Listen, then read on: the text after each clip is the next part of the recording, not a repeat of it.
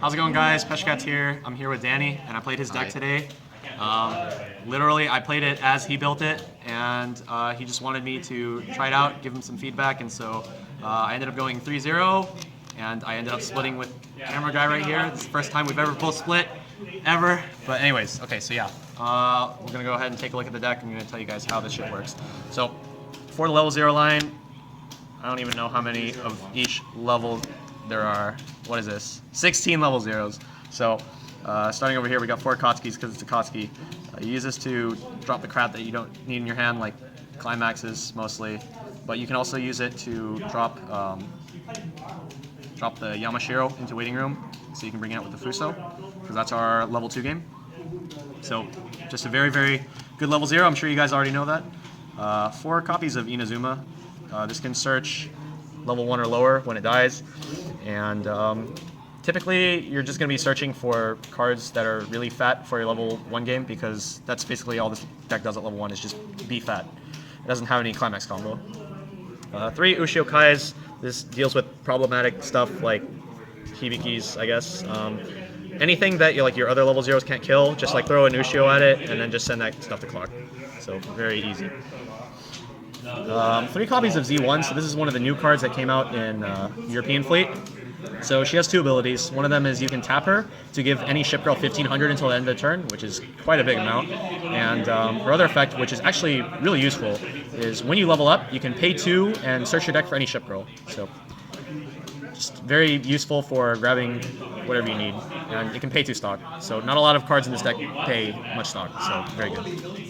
And lastly, for level 0, 2 copies of Ikazuchi. It's just a plus brainstorm. Yeah. Was there anything that you think you could have ran over this, or you think it's green? It's That's green. why you run it. Because it's green. All right. It's fine because both of these want to tap. So like if you have one of each, then you just tap. You can tap this for the power, and you can tap this for the brainstorm. So that's pretty good. It's probably the main reason that it would be run over something like Shiratsu Yukai. The best feeling is when you clock swap and you put the Yamashiro in. Yeah, that feels good. Okay, so there we have our 16 level 1s. Alright, 16 level 0s, not level 1s. Alright, for level 1s, this deck runs 1, 2, 3, 4, 5, 6, 7, 10, 14. 14 level 1s. So we'll start up here. So this is Bismarck Kai. This is the main level 1 beater of the deck. So she's a 1/0/55. If she gets reversed, you can't encore for the rest of the turn, but you don't really care about that because you can afford to lose your field going into level 2.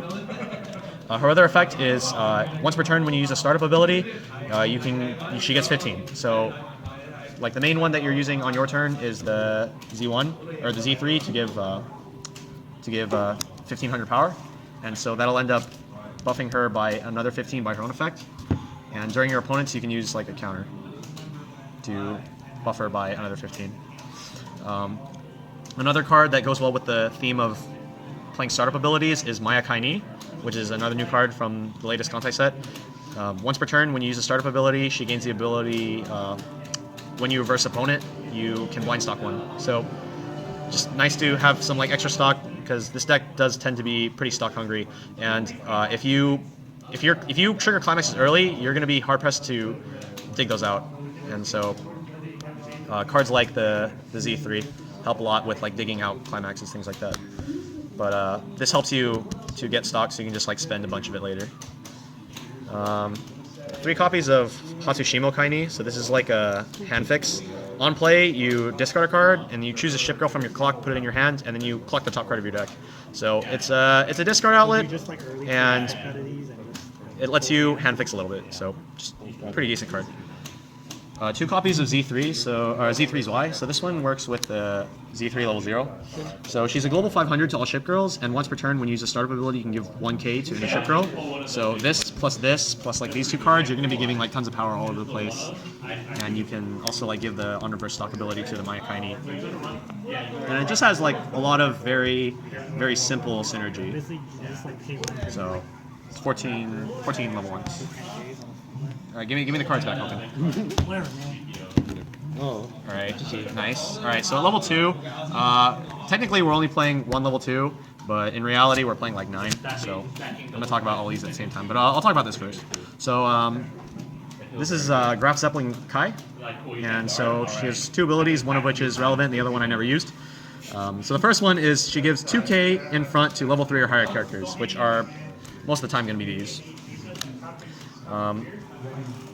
I only run 1 copy because it's fairly easy to grab it. You have things like Akagi. If you have like way too much stock, you can grab it with the Z1 or the Z3 level 0, and you can also just like use Gate Climax to grab this as well.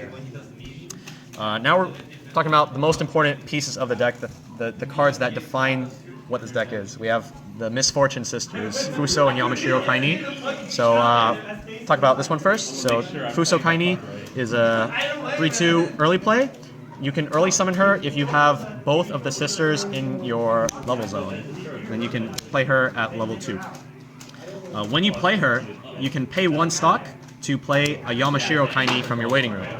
And the Yamashiro Kaini is, if you have the Fusou in your level, she gets 1,000, and on-play heal, whether it's from your hand or by Fusou's effect.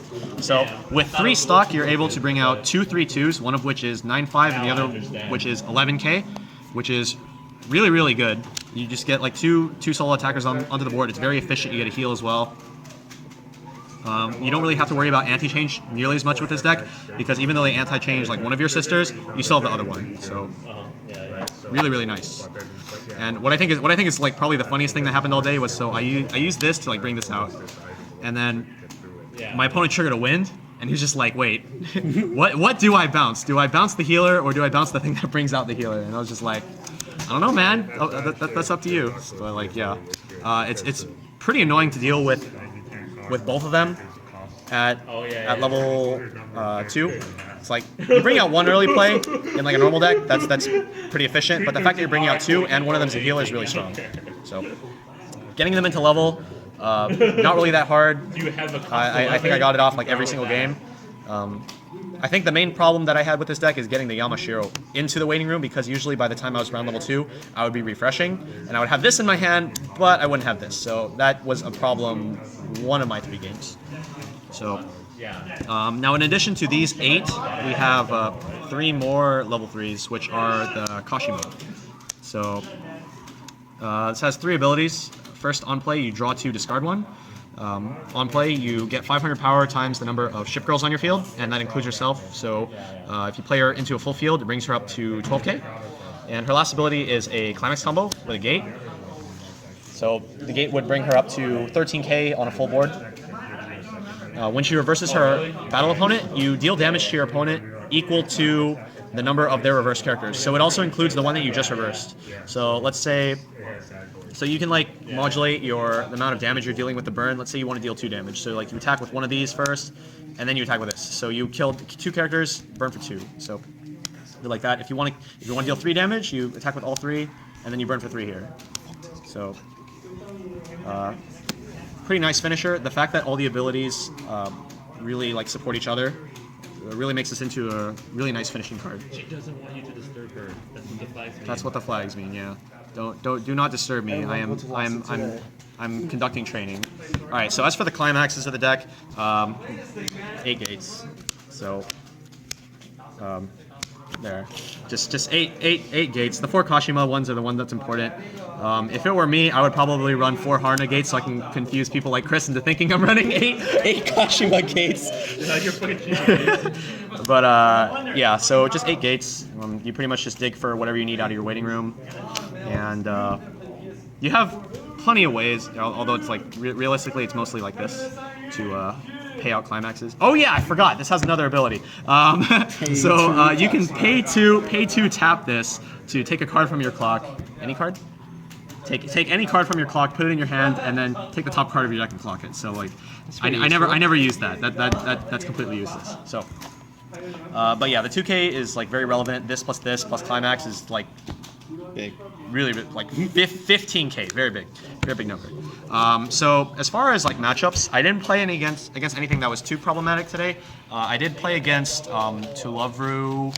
It was an animal deck that ran the anti-salvage. So that was interesting. But the anti-salvage didn't really do much during that game because he kind of just like lost from start to finish. Like he ate some shit and then like he ate some more shit and then he just kind of like refresh with 4, and then he ate some more shit. So, so that was definitely not a gauge of like the deck's power, especially against anti-salvage. I would probably want to test more against like an anti-salvage matchup. Although I will say that this deck worst matchup is probably like full English unrestricted Kantai, because you have everything that makes this deck feel bad, man. So you have anti-salvage against your 8 gates. Against your level 3 Yamashiro, they have the anti-heal, which completely shuts this down. I mean, like, you can still get two soul beaters for 3 stock, which is very efficient, but you just won't be able to heal. And then, of course, you have Compass, which completely destroys this card, because it won't just negate the soul damage. Because it's on reverse, so after their counterstep, you can get completely screwed, and it'll also negate the burn damage. So that would definitely be probably like one of the hardest matchups for this deck, just based on like the principle of like how the deck runs and like how you gain advantage and what the goals of the deck are. So there you have it. This was the deck I played today, and thanks for watching, everybody. This is Hatsukaze. Bye.